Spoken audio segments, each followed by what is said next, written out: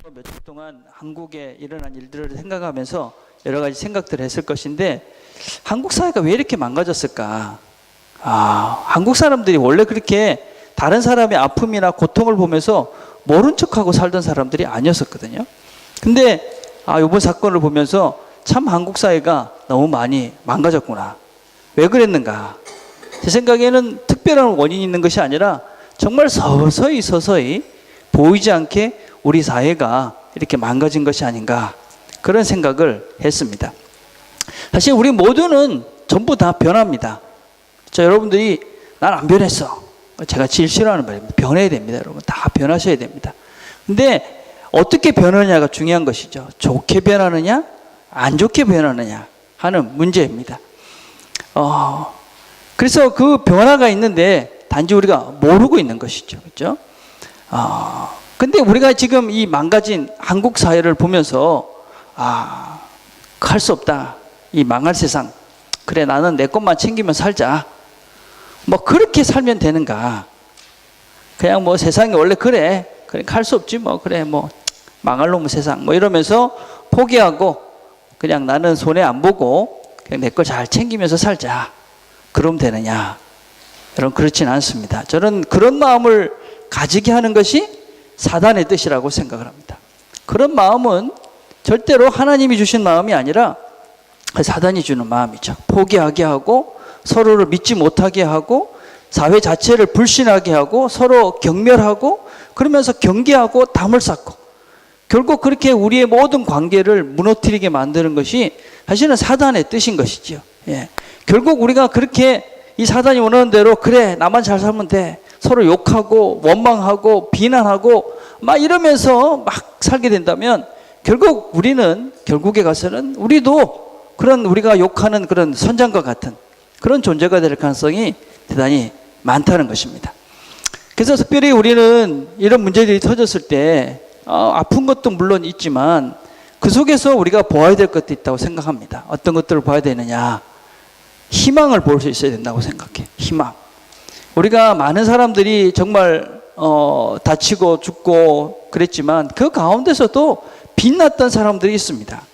정부를 비난하고 공무원을 질타하고 선장과 선원들을 정죄하지만 그 중에서도 빛난 사람들이 있죠. 희망을 보게 한 사람들은 있죠. 그죠? 제가 이렇게 인터넷 찾아보니까 정말 소중한 귀한 사람들이 있더라고요. 뭐 박지영 씨라는 분은 승무원인데, 그죠? 25밖에 안 된 이 어린 처자인데 아이들 다 탈출시키고 자기 입고 있던 조끼까지 건네주고, 그리고 자기는 목숨을 잃었던 사람도 있고, 또 김기웅이나 정현선 씨 같은 사람은 부부 이제 결혼하려고 그랬던 사람들인데 그 선원이 그 아이들을 구하러 들어갔다가 목숨을 잃은 사람도 있었습니다.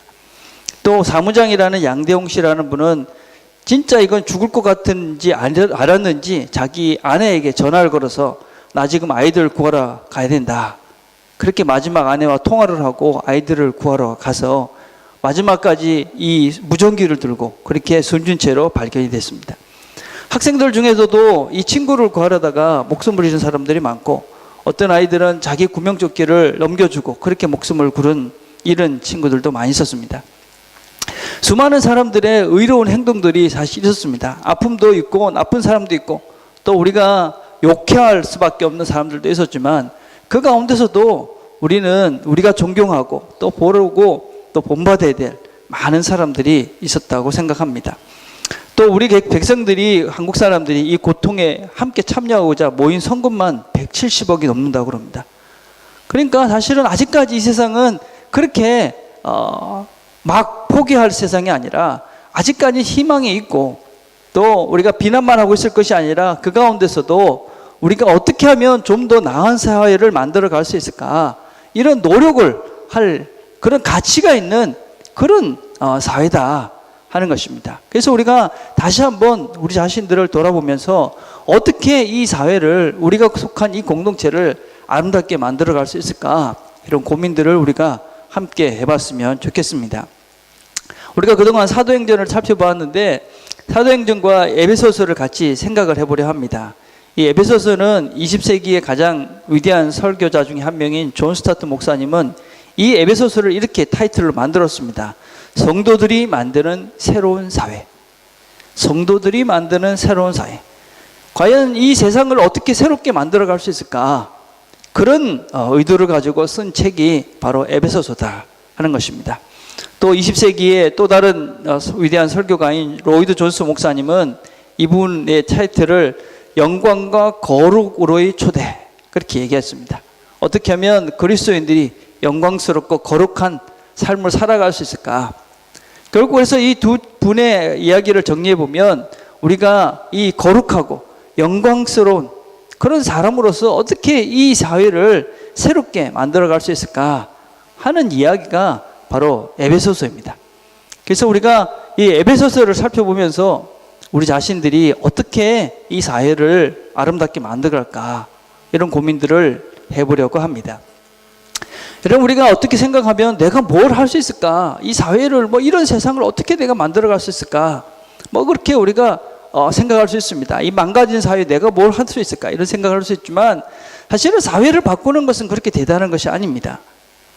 우리가 생각하기에 무슨 정치인들이 뭘 하고 제도를 바꾸고 막 그러면 세상이 바뀌어질 것 같지만 사실 그렇지 않습니다. 아무리 제도를 바꾸고 좋은 그런 법을 만들어 놓는다 할지라도 사람이 바뀌지 않으면 아무런 소용이 없는 것입니다. 사람이 어떻게 바뀌는 것이냐? 결국 우리 자신들 하나하나가 바뀌어야 되는 것이고, 내가 속해져 있는 가장 작은 사회인 우리 가정이 새로워져야 되는 것이고, 그 가정 거기서 조금 확장돼서 우리 교회가 새로워져야 되는 것이고, 또 여러분들이 새로워진 그 모습으로 여러분이 속해져 있는 직장과 학교에서 바르게 살아간다면 그것이 바로 우리가 속한 공동체를 아름답게 만들어가고, 결국은 어떤 면에서는 망가져 버린 것 같은 이 한국 사회를, 한국 사람들의 사회를 아름답게 만들어갈 수 있는 비결이라고 생각을 합니다. 그래서 우리가 에베소서를 잘 배워가면서 우리 자신들을 돌아보고, 어떻게 우리가 좀 우리 자신들이 바로 서고 우리 가정을 바로 세우고 또 우리 교회가 바로 설 수 있을까? 그래서 우리가 좀 세상을 바르게 만들 수 있을까? 그런 고민들을 우리가 같이 잘 해갔으면 좋겠습니다. 오늘 우리가 읽은 문장은 1장 1절과 2절은 아주 심플한 문장이지만 사실은 이 속에 바울의 여러 가지 마음들이 잘 담겨져 있습니다. 성경을 우리가 읽을 때 조심해야 될 것은 성경은 그냥 느낌으로 읽는 것이 아니라 우리가 정확하게 읽으셔야 됩니다. 성경은 먼저 분명한 미닝을 알고 또 무슨 의도인지를 알아야 되는 것이지, 그냥 대충 느낌으로 읽는 것은 좋은 성경 읽기 방법이 아닙니다. 이 성경을 봅시다. 영어를 보면 아주 쉽게 되어 있죠. 자, 주어는 뭡니까? 주어는 바울입니다. 나입니다. 동사는 편지를 쓰고 있다 하는 것입니다. 누구한테 편지를 쓰고 있냐면 성도들, 에베소서에 있는 성도들, 크리스천들에게 편지를 쓰고 있다. 무엇을 있기를 구하면서 편지를 쓰냐면 은혜와 평강이 있기를 바라면서 편지를 쓰고 있다 하는 것이 이 전체적인 이야기입니다. 자, 그래서 첫 번째 이 바울이 누군가라는 걸 이야기를 시작합니다. 바울은 누구냐? 바울은 하나님의 뜻으로 말미암아 그리스도 예수의 사도라고 자기 자신을 소개하고 있습니다. 사도, 제가 늘 얘기하죠. 사도는 12명뿐이 없습니다. 하나님의 특별한 부름을 받은 자들이고, 이들에 의해서만 우리가 성경이 기록되어지고, 이들에 의해서만 기록된 성경만이 우리는 정경이다, 그렇게 이야기합니다. 그거 외에는 다른 하나님의 말씀을 대체할 것이 우리는 없다 하는 것이 우리의 고백입니다. 그래서 다른 여러 책이 있다고 이야기하는 몽골경이 있다, 무슨 다른 책이 있다고 얘기하는 사람들을 우리는 이단이라고 그럽니다. 그래서 우리는 이 사도들이 기록한 책만이 우리에게 유일한 하나님의 말씀입니다. 자, 그런데 이 사도는 어떻게 되느냐? 누구의 사도냐부터 먼저 얘기합니다. 예수 그리스도의 사도다, 이렇게 이야기합니다. 모모의 사도다라는 것은 그에게 속해져 있다라는 뜻이고, 그분을 위해서 존재하는 사람이다라는 의미를 가지고 있습니다. 그래서 이 바울은 그리스도 예수를 위해서 존재하는 사람이다. 그런데 이 사람이 어떻게 사도가 되느냐?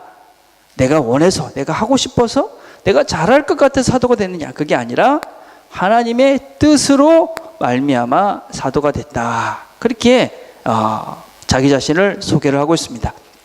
그래서 하나님의 뜻으로 말미암아 사도가 된 그리스도의 예수의 사도가 된 바울이 너희들에게 편지를 쓴다. 그렇게 이야기하고 있습니다. 바울은 하나님의 뜻으로 예수 그리스도의 사도가 됐다 하는 것이 첫 번째 스테이트먼트입니다. 자, 이거를 저는 이렇게 적용을 해봤습니다. 저에게 하나님의 뜻으로 예수 그리스도의 목사가 된 김명학 어떻습니까? 여러분 억울해 하십니까?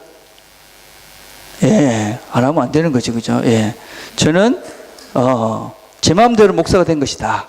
물론 제가 원하는 부분도 있지만 그것보다는 하나님께서 원하셨고 하나님의 뜻으로 저는 목사가 되었습니다. 여러분들도 다 인정하시죠? 안 한다고 표시를 안 한 사람들 뭔데? 충협이 인정하나?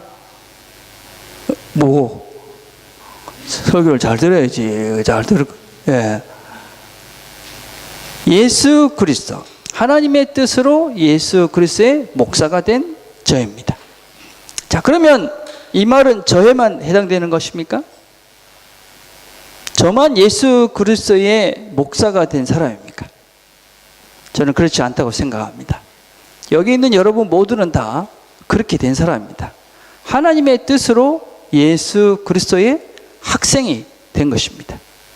하나님의 뜻으로 예수 그리스도의 직장인이 된 것입니다. 의사가 된 것이고 약사가 된 것이고 선생님이 되신 것이고 여러분이 있는 그 자리가 된 것입니다. 예수 그리스도 하나님의 뜻으로 예수 그리스도의 엄마가 된 것입니다. 아빠가 되신 것입니다. 여러분 우리가 오해를 하면 안 되는 것은 내 인생은 왜 이거밖에 안 되나? 난 왜 이렇게 사나? 만약에 그런 생각을 가지고 신앙생활을 하고 있다면 여러분은 하나님을 제대로 안 믿고 있는 것입니다. 우리 모두는 다 여기에 하나님의 뜻으로 예수 그리스도의 엄마, 아빠, 학생, 또 집사님, 리더, 여러분들이 된 것입니다. 그냥 내 맘대로 내가 하고 싶어서 여기 왔다. 그것이 아니라는 것입니다. 요한복음 1장 12절에 이렇게 말합니다. 영접하는 자, 곧 그 이름을 믿는 자들에게는 하나님의 자녀가 되는 권세를 주셨다. 고린도서 6장 18절 이렇게 말합니다. 너희에게 아버지가 되고 너희는 내게 자녀가 되리라. 전능하신 주의 말씀이니라. 어떻습니까? 여러분 이 말씀을 믿습니까? 여러분 하나님 자녀라는 걸 믿습니까? 예, 우리가 이 문제들하니까요. 지난주에 선교사님 오셔가지고 아멘도 안 하고 대답도 안 하고 저는 여러분 할렐루야 아멘 이런 거는 별로 안 좋아합니다. 그렇지만 안녕하셨어요. 그러면 어떻게 해야 됩니까? 그럼 안녕하셨습니다. 대답은 해야 될 거 아니에요, 그죠? 해봅시다. 안녕하셨습니까? 이봐라 이렇게 이러면 안 되는 거라. 예. 그래도 이렇게 앞에 있는 사람이 뭐라고 물어보면 대답은 해야 될 거 아닙니까, 그죠? 자, 어떠세요? 여러분 하나님이 여러분의 아버지 되심을 믿습니까? 예. 이게 여러분 우리가 믿는 그거 만약에 없다면 여러분은 하나님 믿는 것이 아니잖아요, 그죠? 우리는 하나님이 우리의 아버지 되심을 믿는 것입니다. 내가 믿음으로 예수 그리스도를 주라 고백하는 우리는 하나님이 우리 아버지다 하는 것입니다. 자, 그러면 이 말씀도 믿어야 됩니다. 이사야 58장 18절 이렇게 말합니다. 그리고 여호와께서 너희를 늘 인도하실 것이다. 메마른 땅에서 너희를 만족시키고 너희의 뼈에 힘을 주실 것이다. 너희는 마치 물에 넉넉한 동산처럼 되고 마르지 않는 샘처럼 될 것이다. 만약에 우리가 하나님이 우리 아버지 되심을 믿는 그런 고백을 한다면 하나님께서 우리를 인도하시고 비록 우리가 메마른 땅을 걸어가고 그렇죠? 우리가 지금 뼈가 휘고 힘이 없어 보이는 이 형편이지만 여전히 여기서도 하나님이 우리를 만족시켜 주실 것이고 우리의 뼈에 힘을 주시는 그 하나님을 또 우리가 어디를 가도 마르지 않는 샘과 같이 우리를 인도하실 이 하나님도 역시 우리가 믿어야만 되는 것이죠. 이게 믿음인 것입니다. 여러분 내가 죽고 난 다음에 천국 간다는 것만 믿는 것이 믿음이 아니라 지금 우리가 살아가는 순간순간 걸은 걸음들을 하나님이 인도하고 계신다. 이게 진짜 삶 속에서 우리가 하나님을 믿는 유의인 것입니다, 여러분. 그렇죠? 이게 우리의 믿음이 되어야 합니다. 죽어서 천국 가기 때문에 여러분 그게 아니라 정말 우리에게 필요한 믿음은 무엇이냐면 지금 여기 내가 있는 이유가 하나님께서 나를 여기 있게 하셨다 하는 것입니다. 내가 엉망으로 살아서 여기 있든지 잘 살아서 여기 있든 어찌든지 여기 있는 것은 하나님의 이유가 있는 것입니다. 예. 자, 그렇다면 그런 믿음이 있다면 우리가 할 것이 무엇입니까? 그런 믿음을 가지고 지금 여기서 열심히 사는 것입니다. 예.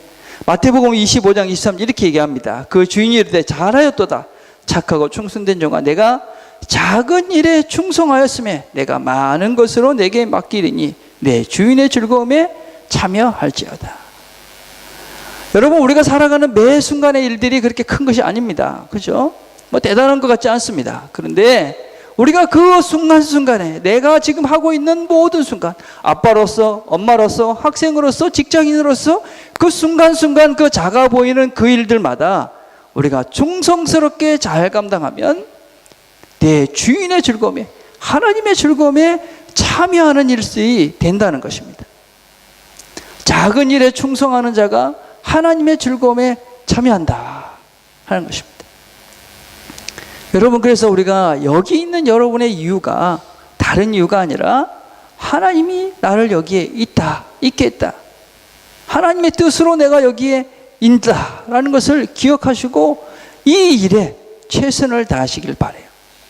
그러면 여기서 충성을 다하면 하나님이 하나님의 즐거움에 참여할 수 있게 해주신다. 그렇게 말씀하고 계십니다.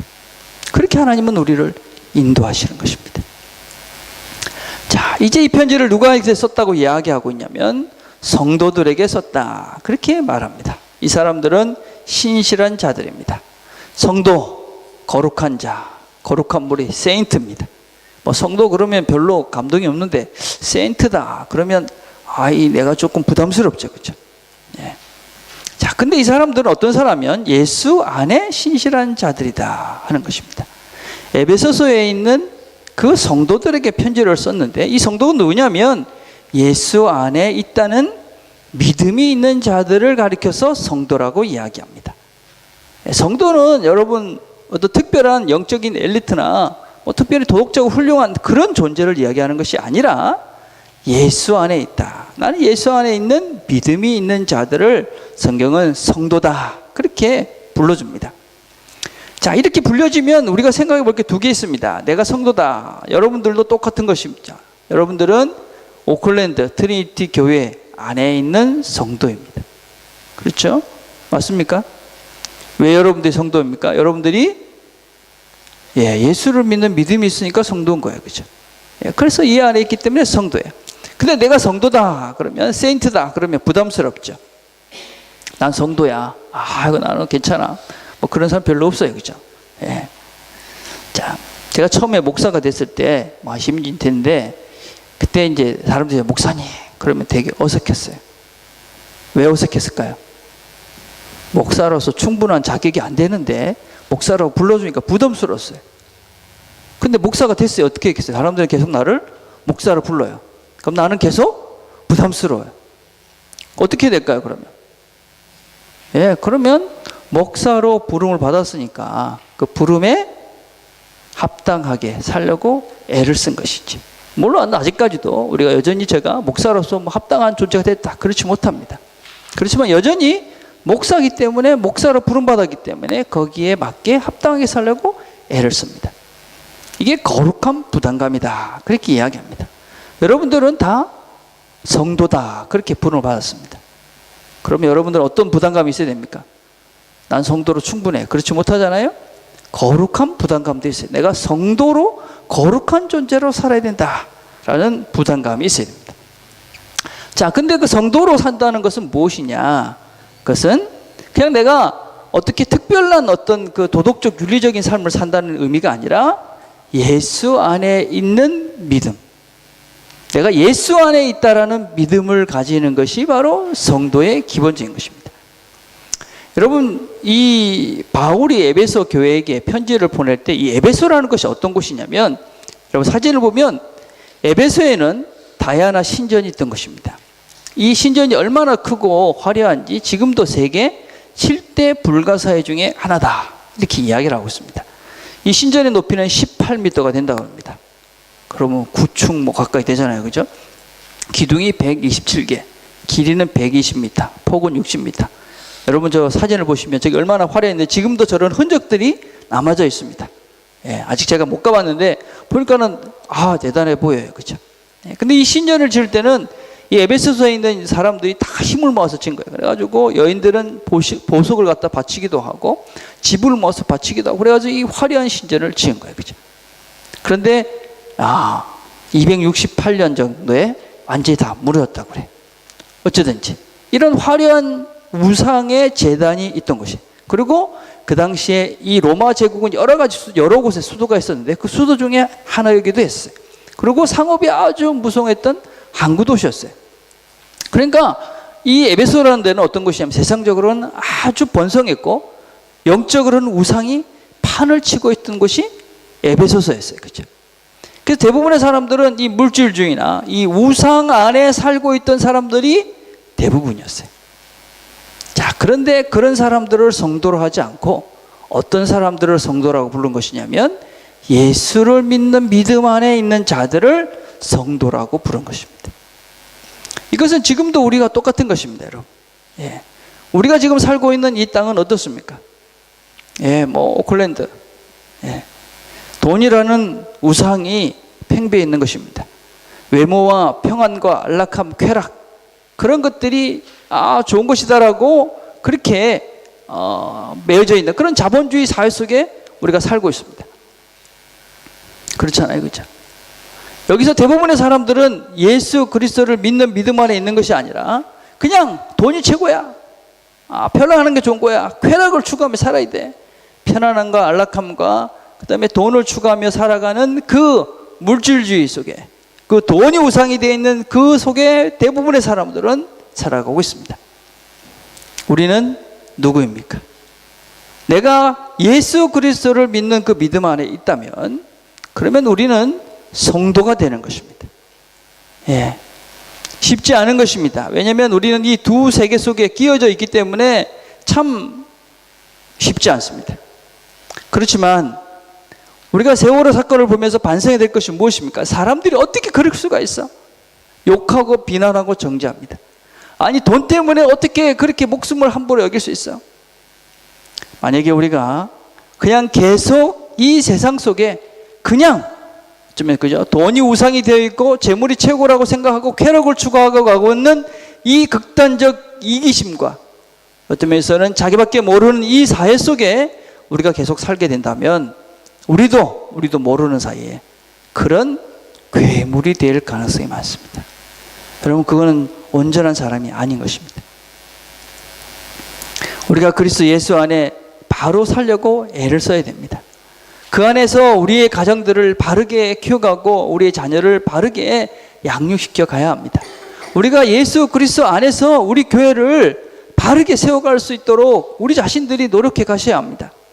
그래야 조금씩 변하여 결국 세상이 바르게 되는 것입니다. 여러분 그럼 우리는 어떻게 예수 그리스도 안에 있을 수 있습니까? 우리가 세상에 살면서 그래 내가 예수 안에서 살아야지 그렇게 하지만 계속 넘어질 때가 많습니다. 예, 그런 모습이 우리뿐만 아니라 이 에베소 교인들에게도 있었습니다. 그래서 바울은 에베소 교인들에게 이렇게 인사합니다. 1장 2절에 보니까 하나님 우리 아버지와 주 예수 그리스도로부터 은혜와 평강이 너에게 있을지어다. 여러분 왜 평강 이렇게 인사를 했을까요? 평강이란 말은 샬롬이란 말입니다. 샬롬.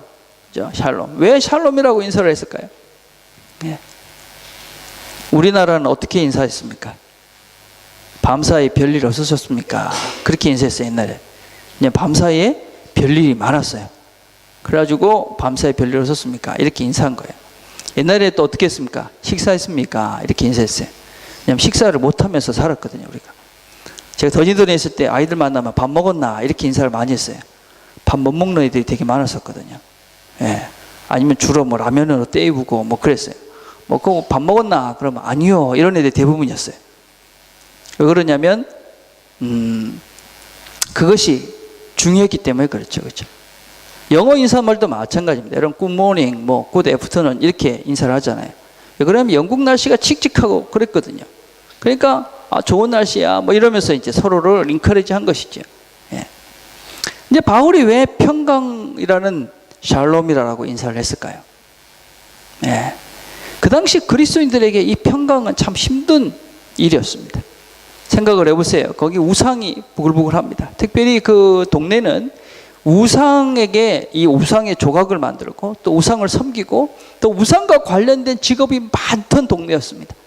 그래서 많은 사람이 우상 때문에 돈을 먹고 살았습니다. 거의 사도행전에도 그런 이야기가 처음에 바울이 가서 전도를 할 때 이 에베소서에 그 전도를 했어요. 근데 거기에 이 우상을 이렇게 만들어서 파는 사람들이 있었어요. 그 사람들이 바울이 이 우상이다 그렇게 하니까 바울을 끌고 가가지고 죽이려 했던 때가 있었습니다. 그러니까 그 동네에 사는 사람들은, 그 동네에 사는 그리스도인들은 늘 불안했던 것입니다. 야, 내가 이 사람들 우상이라고 섬기면 안 된다고 예수 믿으라고 얘기하는데 언제 어떤 사람으로부터 어떤 일을 당할까? 또 그 당시에는 이렇게 한 공동체가 있는데 그 공동체의 대부분이 신을 섬기는 것입니다. 같이 섬기는 것이죠. 근데 그거 신을 안 섬기면 그 공동체에서 제외를 당하는 것입니다. 그래서 너무 많은 힘듦이 있었죠. 그래서 그들에겐 평강이 잘 없었습니다. 예. 여러분, 그렇기 때문에 바울은 그들에게 평강하냐, 평안하냐 이렇게 인사를 한 것입니다. 근데 이 평안하냐 하는 이것은 어떤 것이냐면 무슨 전쟁이 없는 그런 의미가 아닙니다. 이 샬롬이라는 것은 사실 서로가 부둥켜 안아가지고 서로가 하나가 된 상태를 샬롬이라고 그럽니다. 샬롬. 예. 예를 들면 이런 것입니다. 여러분, 갑돌이하고 갑순이가 데이트를 하고 있습니다. 갑순이가 어느 날 갑돌이에게 첫눈이 언제 올까? 그렇게 물어봤습니다. 갑돌이가 뭐라고 대답하겠습니까? 갑돌이가 내 어찌하노? 뭐 이렇게 대답을 했다. 그럼 이런 남자는 빨리 헤어져야 되는 것입니다. 여자들이 왜 첫눈이 언제 올까요? 이런 물어볼까요? 뭐 데이트를 안 해보니 잘 모르는가 본데 이런 거예요. 첫눈이 올 때 데이트를 했으면 좋겠다. 뭐 그런 마음을 담아서 물어보는 거잖아요. 그렇죠? 그러면 첫눈이 언제 올 때쯤 되니까 우리 그때 아름답게 데이트를 하자. 이러는 게 이제 마음을 이제 읽어주는 관계라는 거예요. 이제 서로가 마음이 연결되어 있는 하나가 되는 것이죠. 예. 부부가 이렇게 마음이 연결되어 있으면 평안해요. 샬롬이 있죠. 예. 친구 사이에도 이렇게 마음이 연결되어 있으면 평안이 있죠. 샬롬이 있는 것입니다. 근데 그 마음이 나눠져 있으면 어떻게 됩니까? 다툼이 있고 아름다움이 없는 것이죠. 화평이 없는 것이죠. 그렇죠? 자, 바울이 이야기하는 이 샬롬은 무엇이냐? 그것은 바로 하나님과 내가 이렇게 마음이 연결되어져 있는 상태, 이것을 샬롬이다, 평강이다, 그렇게 이야기합니다. 바울이 이 성도들에게 샬롬하고 인사하는 것은 그냥 뭐 잘 지내 그게 아니라 여러분 하나님과 연결되어져서 평화를 누리십시오, 그렇게 인사하고 있는 것입니다. 여러분, 어려움은, 고통은 어느 곳에든지 있습니다. 예. 아무리 뭔가가 풍족한 사람도 그 가운데 어려움이 있고 평안이 없는 사람들이 많습니다. 만약에 돈이 우리에게 평안을 준다 그러면 돈이 많은 사람은 그저 늘 평안해야 되고 웃어야 되고 기뻐야 되고 즐거워야 돼요. 그죠? 근데 안 그렇잖아요. 그죠? 돈이 많은 사람은 더 고통스러운 것 같아요. 그죠? 만약에 지식이 우리에게 그런 것들을 준다면 뭐 PhD 하는 사람들은 다 허허낙낙하고 다녀야 돼. 근데 그렇지 않잖아요. 그죠? 예. 어떤 친구들은 외로움을 달래려고 이성 친구를 사귀어요. 뭐 도움이 될 수도 있겠죠. 그죠? 근데 그게 그의 어떤 문제를 해결해주고 기쁨을 주느냐? 그렇지 않습니다, 여러분. 예. 여러분, 믿지 않는 사람들도 문제가 있고 믿는 사람들도 문제가 있습니다. 그죠? 믿는 사람이라고 해서 믿지 않는 사람들이 가지는 문제가 없는 것 아닙니다. 믿지 않는 사람들도 아프고 또 경제적인 문제가 생기고 불안하고 사업이 망하기도 하고 잘 안 되기도 합니다. 믿는 사람들도 똑같습니다. 믿는 사람들도 아프기도 하고 자녀가 힘들기도 하고 사업이 안 되고 공부도 제대로 안 될 수 있고 뭐 재정적인 문제가 있고 여러 가지 문제들이 많이 있습니다. 그런데 믿는 사람들과 믿지 않는 사람들은 차이가 있습니다. 믿지 않는 사람들은, 하나님을 모르는 사람들은 그런 문제가 생기면 이 문제는 재정적인 것이라고 생각을 합니다. 이 문제는 그냥 내가 운동을 안 했기 때문이라고 생각을 합니다. 어떤 관계에 문제가 생기면 내가 뭔가 문제가 있다고 생각을 합니다. 예. 그래서 그 문제만 해결하면 될 것이라고 생각합니다. 내가 평안이 없어, 두려워, 걱정이 돼. 그러면 그 문제를 해결하면 될 것이라고 쫓아다닙니다. 그 믿지 않는 사람입니다. 여러분들이 문제가 있습니다. 근데 그 문제를 재정적인 문제가 있다고 해서 그 재정적인 게 문제야 라고 쫓아다닌다면, 내 건강에 문제가 생겼습니다. 그 건강이 문제이기 때문에 그 건강만 쫓아다니고 있다면, 관계에 문제가 생겼기 때문에 관계만 쫓아다니고 있다면, 여러분 하나님 믿는 자 한번 생각을 해보셔야 됩니다. 우리에게 문제는 무엇입니까? 왜 내가 평강이 없습니까? 여러 가지 문제 때문에 평강을 잃는 것입니까? 아닙니다, 여러분. 우리에게 평강을 잃는 것은 하나님과의 관계가 문제가 생겼기 때문에 평강이 없는 것입니다. 아무리 힘들어도 고통스러워도 그 관계가, 하나님과 나와의 관계가 정상적으로 아름답게 끈끈하게 하나가 되어 있다면 우리의 문제는 그렇게 우리를 고통스럽게 하지 않습니다. 우리를 힘들게 하지 않습니다. 내가 하나님과 분리되어져 있기 때문에, 하나님과 내가 하나가 되어 있지 못하기 때문에 무엇을 해도 걱정스럽습니다. 여러분이 아무리 돈을 많이 벌어 보십시오. 그것이 여러분에게 온전한 평안을 줄 것 같습니까? 여러분이 가지고 있는 문제들이 다 해결됐다고 생각을 해보십시오. 그것이 과연 평안을 주실 것 같습니까? 안 그런 것입니다. 예. 그래서 우리에게 문제가 생겼다. 예. 아픔이 있고 질병이 생기고 재정적인 압박이 있고 답답함이 있고 두려움이 있고 이런 문제가 생겼다면, 지금이 하나님과의 관계를 긴밀하게 하라는 하나님의 사인이구나. 그리고 하나님께 나아가는 것입니다. 지금이 기회야. 그리고 하나님께 나아가는 것입니다. 예. 그것밖에는 답이 없는 것입니다. 근데 그 찬스를 놓치고 엉뚱한 곳에서 헤매고 있다면 여전히 여러분은 그냥 두렵고 걱정스럽고 그냥 샬롬이 없는 상태에서, 그냥 계속 평안이 없는 상태에서 세상을 살 수밖에 없는 것입니다. 자, 그런데 하나님과 내가 어떻게 연결됐느냐 하는 건 중요합니다. 어떻게 하나님과 내가 연결되느냐.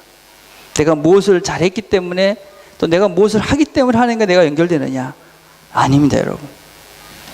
하나님과 나는 사실은 내가 아무것도 한 것이 없는데 하나님이 나를 하나님께 연결시켜 주셨습니다.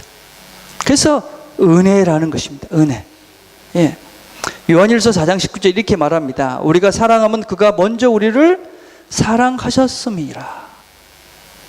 하나님이 내가 먼저 나를 사랑해 주셨기 때문에 내가 하나님을 알게 된 것입니다.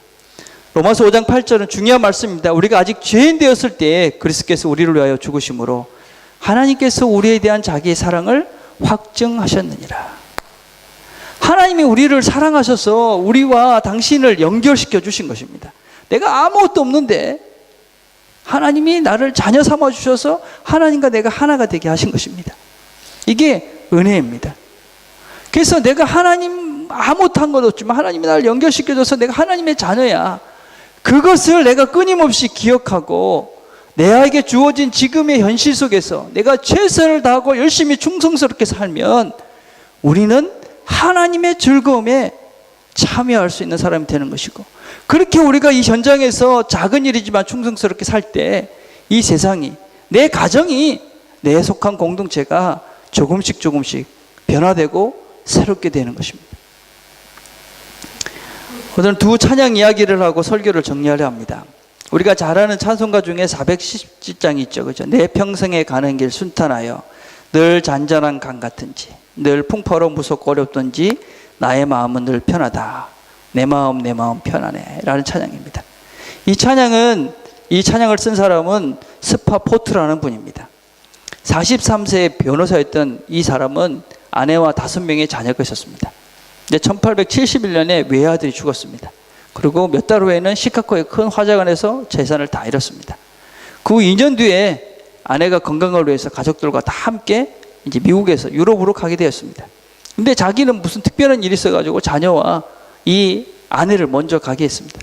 근데 그 배가 침몰을 했습니다. 그래가지고 아이들은 다 죽고 자기 아내만 살게 되었습니다. 전보를 받았습니다. 혼자 구조됨 어찌해야 하나요? 그런 전보를 받고 아내를 만나기 위해서 배를 타고 그 대서양을 건너가고 있었습니다.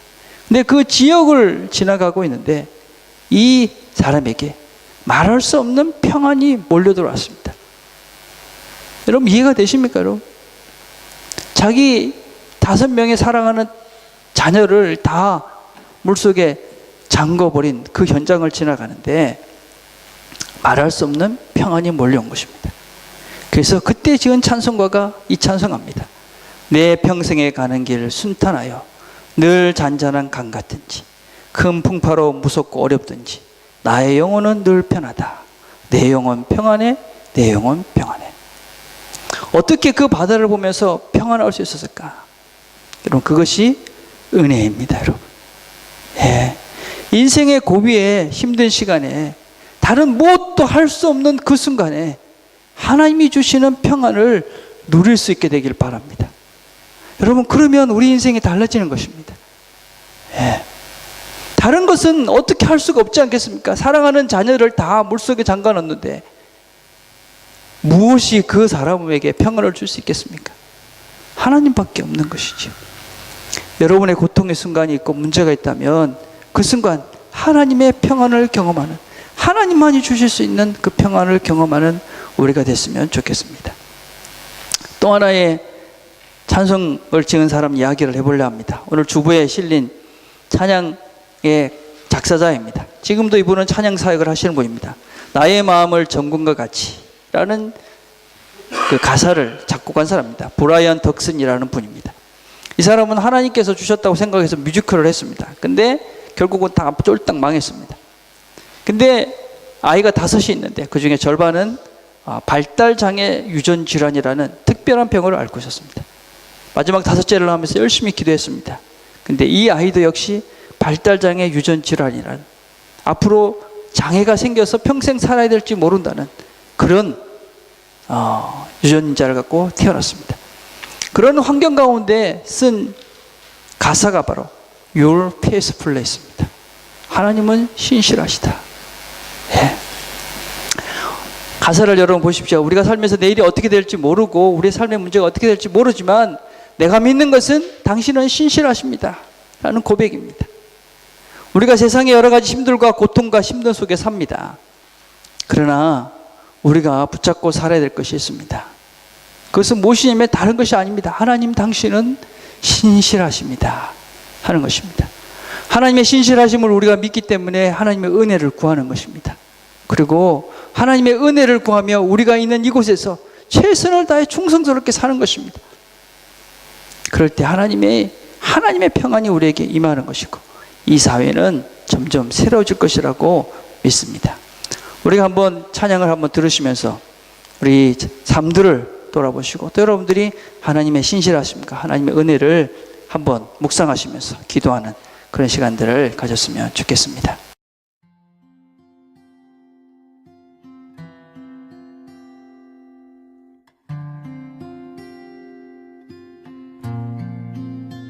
I don't know what this day will bring. Will it be disappointing or filled with longed for things? I don't know what tomorrow holds. Still I know I can trust your faithfulness.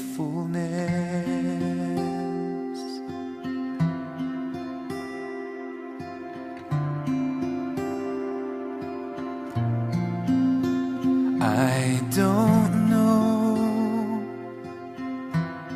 if these clouds mean rain. If they do, will they pour down blessing or pain? I don't know what the future holds. Still I know I can trust your faithfulness.